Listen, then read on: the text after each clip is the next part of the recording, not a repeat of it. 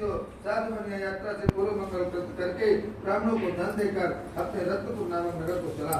जब बनिया कुछ मार्ग चला तो भगवान ने मन में सोचा कि परीक्षा लेकर देखे इस बनिया का हृदय शुद्ध हुआ या नहीं।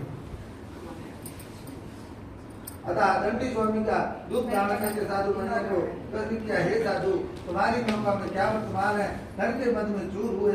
बनिया ने उत्तर दिया, हे दंडी तुम क्यों पूछते हो? क्या तुम्हारी इच्छा दुर्ग लेने की है? तुम तो यह कहावत कर रहे हो कि मांगे भीख और पूछे गाँव की जमात। मेरी नौका में कुछ भी हो तुमसे मतलब, मैं तो बनिया हूँ, मेरी नाम इसके सिवा और क्या हो सकता है? हे दंडी मेरी नौका में नमक मसाला पड़ता वर्तमान है। इस प्रकार बनिया का निष्ठुर वचन सुनकर दंडी ने भगवान ने कहा, तुम्हारा वचन सत्य हो। दंडी महाराज इस तरह कह के उस स्थान से चलकर सिंधु के समीप बैठ गए एक जगह। उनके जाने के बाद बनिया ने अपने मन में नित्य कर्म किया। तत्पश्चात उसने नौका की ओर देखा तो नौका जल के ऊपर आ गई थी। वह जिसमें में पा गया। जब उसने नौका पर चढ़कर देखा तो नौका में जवाहरात की जगह लता पत्र मिला। अन्य मूर्छित होकर धरती पर गिर पड़ा। होश आने पर वह अत्यंत चिंतित हुआ। साधु बनिया के दामाद ने साधु बनिया से कहा, शोक तथा चिंता क्यों करते हो? चिंता चिता से कहती है, मैं तुमसे बड़ी हूँ, तू मुर्दे को जलाती है और मैं जीते को जलाती हूँ। हे पिता, आप पुनीत दंडी का साप है, व्यर्थ में चिंता न करें। माल पुनः मिल जाएगा है दंडी का साप, उनसे जा मांगो क्षमा विनय पूर्वक आप। इसमें संदेह नहीं है। दंडी स्वामी की शरण में जाकर उनसे क्षमा मांगियो तो आपकी इच्छा पूरी करेंगे। प्रणतपाल रघुनायक अकरुणा सिंधु करार, गए शरण प्रभु राखिए सब अपराध विसार। अमोह मूल बहुसूल हृदय त्यागो तम अभिमान, भजहु राम रघुनायक कृपा सिंधु भगवान। इस प्रकार दामाद की बात सुनकर साधु बनिया दंडी स्वामी के पास गया और भक्ति पूर्वक दंडवत किया तथा उनसे आदर पूर्वक बोला, हे प्रभु, मैंने आपके समीप जो झूठ बोलने का अपराध किया है उसे क्षमा कीजिए, क्योंकि मैं अपराधी जन्म का अनक सिख बड़ा विकार। तुम दाता दुख भंजना मेरी करो उबार। इस प्रकार साधु बनिया बात बात कहकर दंडवत किया तथा महाशोक को विवश होकर साधु का अत्यंत विलाप करते हुए देखकर दंडी स्वामी ने कहा, हे साधु रो मत, तुमने पूजा करने का वादा किया था किंतु अभी तक नहीं किया, इसलिए हे मूर्ख मेरी ही आज्ञा से बार बार तुझको दुख प्राप्त हुआ है। दंडी स्वामी का कथन सुनकर साधु बनिया कहता है, हे भगवान, मैं आपकी माया से ब्रह्मा इत्यादि देवता भी मोहित है और वे भी आपके आश्चर्यजनक रूप तथा गुरु को अनभिज्ञ है। मैं तो मूर्ख हूँ, इसलिए मैं आपको कैसे जान सकता हूँ? माया में लीन हूँ, अब मेरा अपराध क्षमा कीजिए। मैं अपने वैभव के अनुसार पूजन करूंगा। मैं आपकी शरण में आया हूँ, अतः मेरा द्वार देकर मेरी रक्षा कीजिए। इस प्रकार साधु की भक्ति की बात सुनकर दंडी स्वामी प्रसन्न हुए और साधु बनिया से बोले, ऐसा कहकर दंडी स्वामी ने बनिया को वरदान दिया कि तुम्हारा मनोरथ सिद्ध हो, अर्थात तुम्हारा दर्द तुम्हें वापस मिल जाए। इस प्रकार वांछित फल देखकर दंडी स्वरूप भगवान वहीं पर आदस्त हो गए। इसके बाद साधु ने जब आकर नौका को देखा तो द्रव्य से भरपूर पाया। बनिया ने लोगों से कहा, सत्यदेव भगवान की कृपा से मुझे वांछित फल प्राप्त हुआ।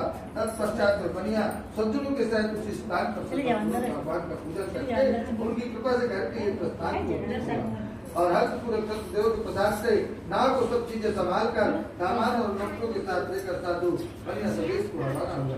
कुछ समय बाद वह अपने नगर के समीप पहुंचा तो सामान से बोला, पहले को अपना रत्नपुर नगर दिखाई पड़ रहा है। इस प्रकार कहकर उसने अपने द्रव्य की रक्षा करने वाले दूत को अपने घर भेजा। जब दूत नगर में पहुंचा तो साधु की स्त्री को देखकर हाथ जोड़कर प्रिय वचन में बोला, आपके पति और दामाद सब लोगों के साथ बहुत सा धन लेकर नगर के समीप आ गए। दूत के मुख से वचन सुनकर उस पति तथा पत्नी ने प्रसन्न होकर उसे जब अपनी कन्या से कहा, तुम सत्यनारायण का पूजन करो, मैं शीघ्र पति का दर्शन करके आती हूँ। ऐसा कहकर वह पति का दर्शन करने चली गई और कलावती ने अपनी माता की इस तरह की बात सुनकर शीघ्र सत्यदेव का पूजन समाप्त किया और भगवान का प्रसाद बिना ग्रहण किए ही वह अपने पति के दर्शन के लिए चल दी। इसलिए भगवान ने तुष्ट होकर उसके पति के नाम में द्रव्य सहित जल में डुबो दिया। इसलिए कलावती कन्या अपने पति को न देख सकी और इधर से चली जाओ, इधर से चली कहती है, हे बिजना तोर काहे बिगारा जो वस्यायों में मुझे डारा, अभिन पति कर मोर कहाँ ठिकाना, ये ते तो अच्छा मर जाना। इस तरह नौका को डूबी हुई अपनी कन्या को अत्यंत दुखी देखकर साधु बनिया मन में भयभीत होकर सोचने लगा कि महान आश्चर्य है, खतरनाक देने वाले मल्लाह भी परम चिंता से युक्त हो गए। और इसके बाद लीलावती कन्या को विलाप करती हुई देखकर पति से बोली, हे स्वामी, देखते देखते नौका की कैसी लुप्त हो गई, क्या जाने किस देवता की माया है। लेकिन किंतु सत्यनारायण का महत्व जानने की किसमें शक्ति है, कहीं उनके क्रोध से तो ऐसा ना हुआ हो। इस प्रकार कहकर विलाप करने लगी तथा कलावती की गोद में लेकर लीलावती रोने लगी। इसके बाद अपने पति को नष्ट हुआ देखकर कलावती मन में विचार करने लगी, जब पतिदेव नष्ट हो गए तो मैं जीवित रहकर भी क्या करूँगी, क्योंकि अतः अब मेरा जीना सर्वथा व्यर्थ है, इसलिए मुझे सती हो जाना चाहिए। वह इस तरह मन में सोचकर घर गई और पति की खड़ाऊ ले आई तथा माता से बोली।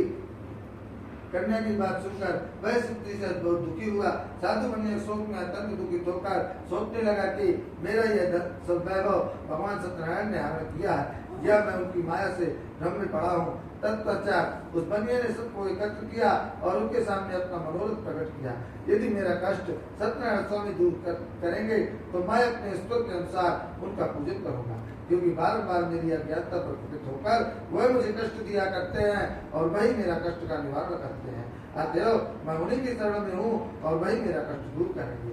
यह कहते कहते वह वयस्क में विवल हो गया और सत्यदेव की प्रार्थना करने लगा।